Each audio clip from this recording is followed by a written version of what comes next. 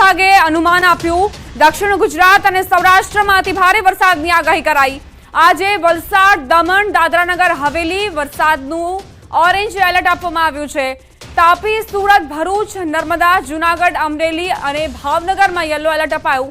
આજે અમદાવાદમાં હળવાથી મધ્યમ વરસાદની આગાહી કરાઈ છે। આવતીકાલે સુરત, ભરૂચ, વલસાડ, નવસારીમાં પડી શકે છે વરસાદ। નર્મદા, છોટાઉદેપુર, ભાવનગર, બોટાદ, ભાવનગરમાં અતિ ભારે વરસાદ પડી શકે છે। 24 જૂન બાદ રાજ્યમાં વરસાદની ગતિ વધશે।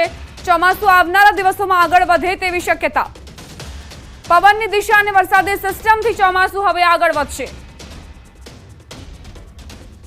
एक cyclonic circulation south west Gujarat region में परसिस्ट कर रहे हैं, जिसके कारण आगे वाला दिन में आज का जो फोरकास्ट है साउथ गुजरात रीजन और southern part of north Gujarat region और सौराष्ट्र के जो साउथ ईस्टर्न रीजन, इसमें लाइट टू मॉडरेट बारिश होने का चांसेस है। और डे आफ्टर टुमारो डे 2 से अभी आइसोलेटेड प्लेस में हेवी रेनफॉल होने का चांसेस है। जैसा गुजरात रीजन में डे 1 में आपका नवसारी, डांग, दमन, दादरा नगर हवेली एंड जो सौराष्ट्र कच्छ में आपका गिर सोमनाथ में very to very heavy rainfall होने का चांसेस है। જિલ્લામાં વાદળછાયા વાતાવરણ વચ્ચે વરસાદી માહોલ જામ્યો છે। રાજુલા શહેર અને આસપાસના ગ્રામ્ય વિસ્તારમાં વરસાદ વરસ્યો। સમગ્ર પંથકમાં અસહ્ય ગરમી અને બફારામાંથી રાહત મળી છે, તો વાતાવરણમાં ઠંડકનો અહેસાસ લોકોને થઈ રહ્યો છે। હવામાન વિભાગની આગાહી દક્ષિણ ગુજરાત અને સૌરાષ્ટ્ર માટે, અને એવામાં અમરેલીમાં વાતાવરણમાં ઠંડક પ્રસરી ગઈ, કારણ કે અહીં એકાએક વરસાદ ખાબક્યો અને જે વરસાદ વરસ્યો તેણે ગરમીથી પણ લોકોને રાહત અપાવી। પીઠ અંબાજી મંદિરમાં આજથી શ્રમદાન એટલે કે કાર સેવા માટે નવી પ્રણાલિકાનો પ્રારંભ કરાયો। મંદિરમાં ભક્તોનો ધસારો જોતા યાત્રિકો માટે નિઃશુલ્ક શ્રમદાન આપવાની રજૂઆત કરાઈ હતી।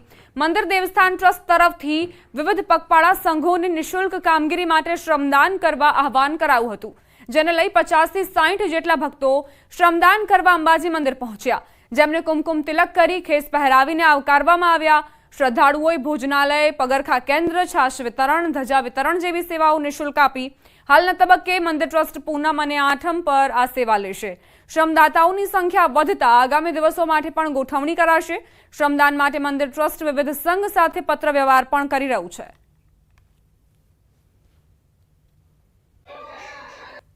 કાર સેવા કહેવાય, પણ એના માટે અમે અહીંયા અમારા ગ્રુપ વતી અહીંયા આજે 50 થી 60 લોકો જોડાયા છીએ, અને અમારી માફક બીજા પણ ભાવિક ભક્તો આ કાર સેવામાં જોડાય તેવો અમે સૌને માં જયંબે માં અંબાજી તરફથી આહવાન કરીએ છીએ। અમને દેવસ્થાન ટ્રસ્ટ તરફથી જે પણ કામગીરી સોંપવામાં આવશે તે અમે નિષ્ઠાપૂર્વક ખૂબ જ સારી રીતે પૂર્ણ કરીશું। ઊંઝાથી જયંબે ગ્રુપ છે એના ભાઈઓ બહેનો આજે માતાજીની સેવામાં આવ્યા છે, અને આ પૂનમથી આપણા કાર્યની શરૂઆત કરી રહ્યા છીએ।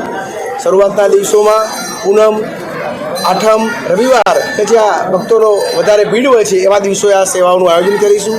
પછી જેમ જેમ જેમ આ સંખ્યા વધતી જશે તેમ તેમ આપણે બાકીના દિવસોમાં પણ આ સેવાને વિસ્તારીશું। જવાહર ચાવડા નવા જૂની કરે તેવી શક્યતા। સોશિયલ મીડિયા અકાઉન્ટ પરથી ભાજપનો સિમ્બોલ હટાવ્યો। સત્તાવાર અકાઉન્ટ પરથી અચાનક પોસ્ટ હટાવતા અનેક ચર્ચાઓએ જોર પકડ્યો છે। ભાજપની તમામ પોસ્ટ દૂર કરવામાં આવી છે।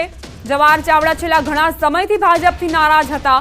ગત લોકસભા અને માણાવદર વિધાનસભાની પેટા ચૂંટણી જેમાં તેઓ નિષ્ક્રિય રહ્યા હતા।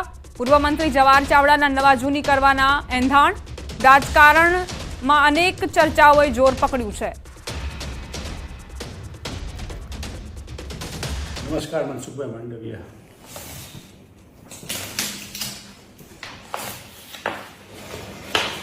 મનસુખભાઈ, આપને નહીં ધ્યાનમાં હોય પણ મારી ઓળખ આ હતી, ને આ ઓળખ હેઠળ 10 વર્ષ દરમિયાન માણાવદરના વંથલીના ખેડૂતોના પ્રશ્નો હોય, બિયારણના હોય, ફર્ટિલાઇઝરના હોય, ધોવાણના હોય, પાક વીમાના હોય, ખેડૂતના પ્રશ્નનો સૌથી મોટો અમારા વિસ્તારમાં હતો અથવા ગુજરાતના 57 તાલુકામાં હતો તે ડાર્ક ઝોનનો હતો।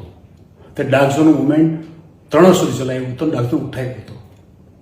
તે જુનાગઢ માટે 600 કરોડનું અભિયાન સરકાર પાસે પાછા લેવાના, જુનાગઢમાં લોકશાહી અભિયાન ચલાવ્યું આખા જિલ્લામાં, ને આ સિવાય જૂનાગઢના ગરીબો વંચિતો માટે એક બીપીએલ સહાયતા અભિયાન ચાલુ કર્યું હતું, તે અભિયાન સોમનાથમાં, જુનાગઢમાં, પોરબંદરમાં, રાજકોટમાં, જામનગરમાં 5 થી 6 જિલ્લાની અંદર 21 તાલુકામાં આખું અભિયાન ચલાવ્યું હતું. ને તે હેઠળ 75,000 ઉપરાંત ગરીબોને બીપીએલના લાભ આપેલા હતા. આ મારું કામ હતું, આ મારી ઓળખ હતી. તેની ઉપર ભારતીય જનતા પાર્ટીએ પોતાની ઓળખ લગાડી હતી. ને આટલી હિંમત, તાકાત કે તેવડ તમારામાં હોત તો ચૂંટણી પહેલાં કે ચૂંટણી દરમિયાન બોલવાની જરૂર હતી. આપનો આભારી, જવાહર ચાવડા. નેતા તરીકે પોતાની જાતને જોતો અથવા પાછળ ભાજપ લગાડતો હોય એ બધાય લોકોએ ભાજપનું કામ કરવું જોઈએ. છતાંય કોઈ રિહાણા મેં આગેવાનોએ કહ્યું શું કરશો, ત્યારે આગેવાનોએ કહ્યું કે લડી લેશું. તમે બધા લોકોએ લડી લીધું દોસ્તો. અને બીજું, તમે તમારું કામ પૂરું કરી દીધું છે. તમે અમને જનપ્રતિનિધિ બનાવી દીધા છે. હવે અમારી જવાબદારી શરૂ થાય છે. તો જવાહરભાઈ નારાજગી પોતાની બતાડી પણ છે, વિડીયો વાયરલ પણ મેં પણ સાંભળ્યો અને જોયો પણ ખરો. હવે પર્સનલ મેટર છે, કારણ કે ચૂંટણી દરમિયાન પણ અરવિંદ લાડાણી એના નામ ચોક ફરિયાદ કરી હતી અને ત્યારે મને ઘણી ન્યૂઝ ચેનલમાંથી મારો ફોનો લીધો હતો. એટલે અરવિંદ મેદુ મારે આમાં શું કહેવાનું, જે પોતે ઉમેદવાર જ એમ કહીશ કે ભાઈ મારી વિરુદ્ધમાં કામ કર્યું છે, કારણ કે એ માણાવદરના માણાવદરના જ છે.